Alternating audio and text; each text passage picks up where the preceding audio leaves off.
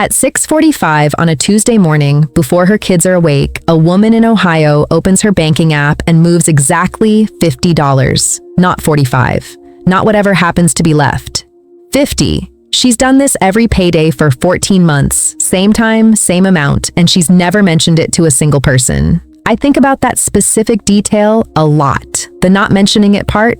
There's no announcement, no milestone post, nothing that would ever show up as evidence to anyone watching her life from the outside.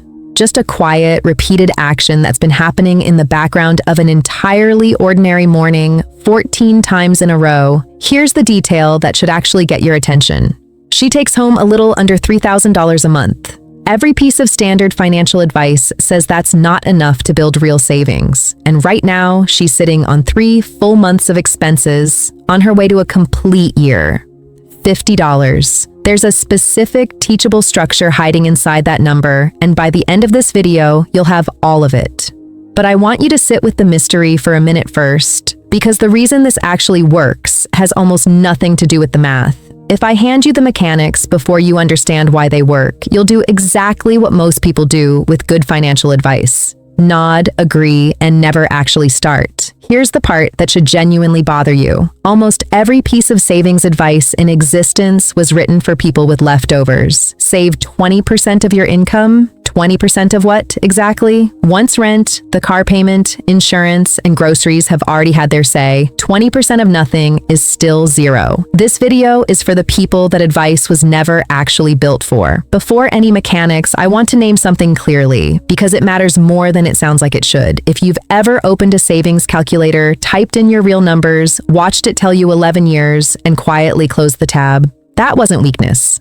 That was a sane reaction to advice that was never designed for your actual paycheck. If you've started a savings plan 3 separate times and watched all 3 quietly die by month 2, you didn't fail 3 times. The plan failed you 3 times. It's a specific, predictable pattern, and it catches genuinely capable, disciplined people constantly. And the timing of this matters more in 2026 specifically than it might have a decade ago. A large share of American adults, according to recent household surveys, couldn't cover a $400 emergency with cash on hand today. Income itself, for a lot of households, doesn't even arrive predictably. It swings meaningfully month to month, which means any plan built around a calm, steady surplus is a plan written for somebody else's financial life, not the one most people are actually living.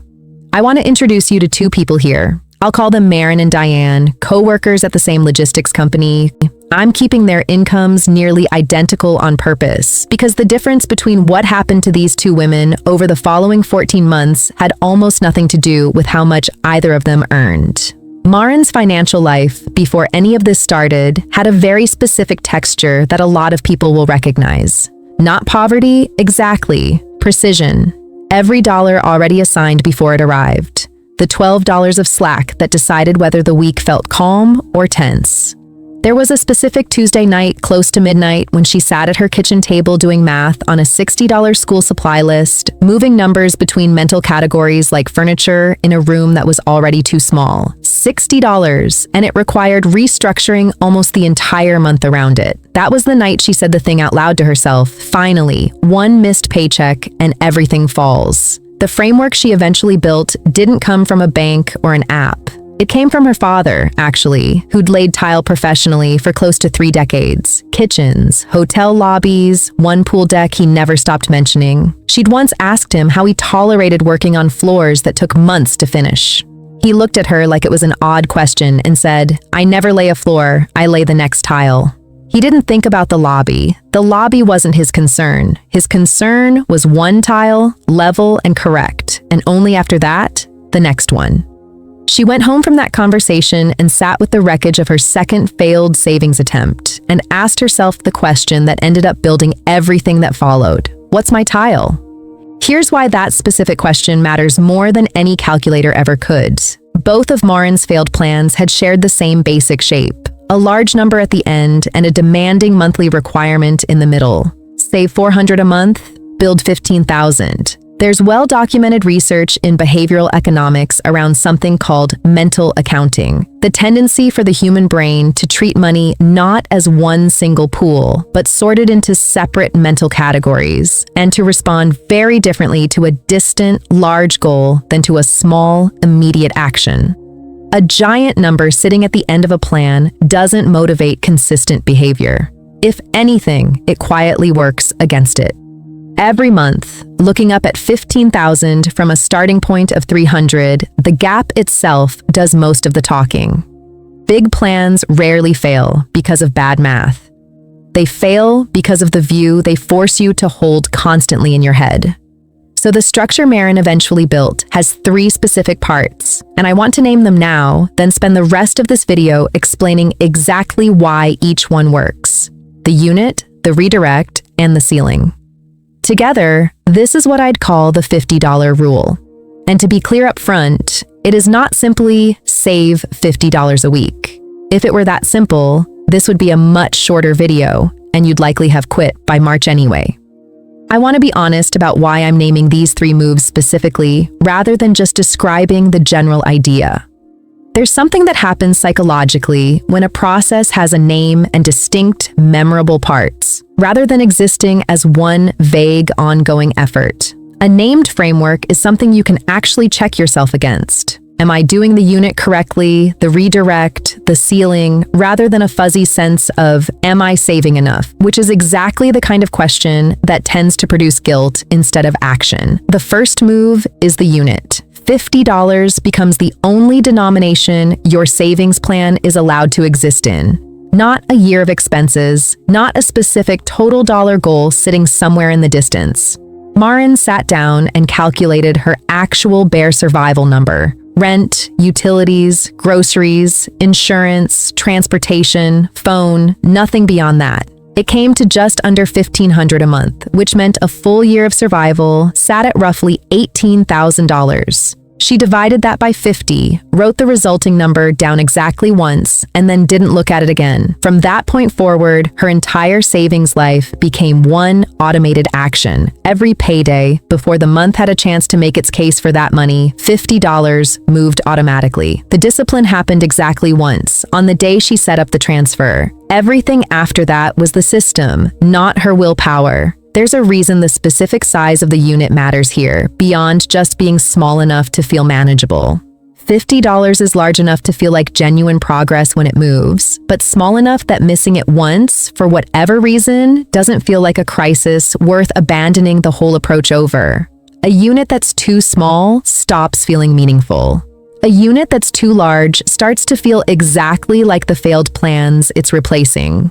$50 for someone in Marin's specific income range happened to sit right in that narrow window where it registered as real without registering as threatening. The second move is the redirect, and it's the part almost everyone misses. The payday transfer is just the steady heartbeat of the plan. The real acceleration happens when money gets freed up or unexpectedly found. Marin canceled a storage unit she'd been paying for out of habit. About $70 a month she'd stopped even noticing. Under this framework, any freed money doesn't quietly dissolve back into general spending. It redirects immediately into the same $50 units. A small tax refund that landed a few months later got the same treatment within 24 hours of arriving. Research on windfalls consistently shows that unexpected money gets mentally categorized as extra and spent roughly twice as fast as earned income, which is exactly why the redirect has to happen quickly before that mental categorization has a chance to take hold.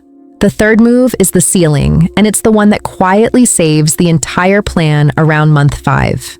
Under this framework, no single savings decision is ever allowed to exceed $50, even on a month that feels unusually strong. The instinct to put in $300 during a good month is the exact same instinct that tends to abandon the plan entirely during a difficult one. The ceiling keeps the whole system deliberately unremarkable, and being unremarkable is precisely the point. On the months when something breaks and there's no extra money at all, this is where the framework does something a percentage-based plan structurally cannot.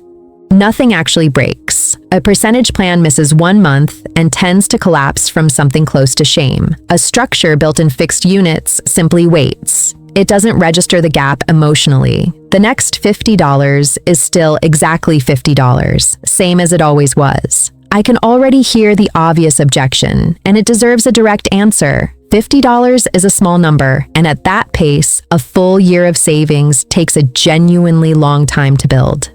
That's honestly true. At Marin's actual pace, the complete total took close to 4 years from her starting point, and I'm not going to soften that number. But here's what that objection misses entirely, and it's the whole reason this framework exists in the first place. A safety net doesn't need to be finished to already be functioning. Marin crossed her first full month of covered expenses by month 4. And month 4 was also, not coincidentally, the last time she did math on a school supply list at midnight. By month 14, 3 full months of protection stood behind her, and the specific dread that used to live in an unusual sound from her car simply had nowhere left to sit. Meanwhile, her coworker Diane had taken the standard advice at the same starting point, an ambitious $400 a month attacked aggressively. It worked, genuinely, for about 2 months and felt like becoming an entirely different person. Then her hours got cut 1 month. The plan missed its target, and catching up the following month would have meant putting in closer to $800. She quietly stopped, the way these plans usually end. No announcement, just a transfer that simply stopped happening. She restarted twice more over the following year. Same ambitious number, same eventual ending. The difference between these two outcomes was never about who earned more. It was about which structure was actually built to survive an ordinary bad month. If any part of Diane's story landed a little too close, I genuinely encourage you not to look away from that. It's not an accusation, it's closer to a diagnosis, and it happens to be one you can actually act on. These plans don't typically fail because someone lacks discipline. They fail because they were built for a version of life smoother than the one most people are actually living. Here's the whole framework again, in one breath. One small, automated unit, moving on every single payday. Any freed or found money redirecting into that same unit within a day of arriving, and no savings decision ever exceeding that one fixed amount. Small unit. Fast redirect. Hard ceiling. That's the entire structure. Tell me in the comments, what's your unit? Take your real, honest survival number and divide it by 50. Not the optimistic version, the actual one. I read every comment, and I think there's something genuinely useful in naming that specific number out loud, rather than letting it stay an abstract, distant goal that never quite gets started. If this series has helped you see your own financial picture a little more clearly, subscribe if you want to keep building this understanding with me, one honest, quiet video at a time. Until next time, you don't need to save an entire year, you just need to lay the next tile.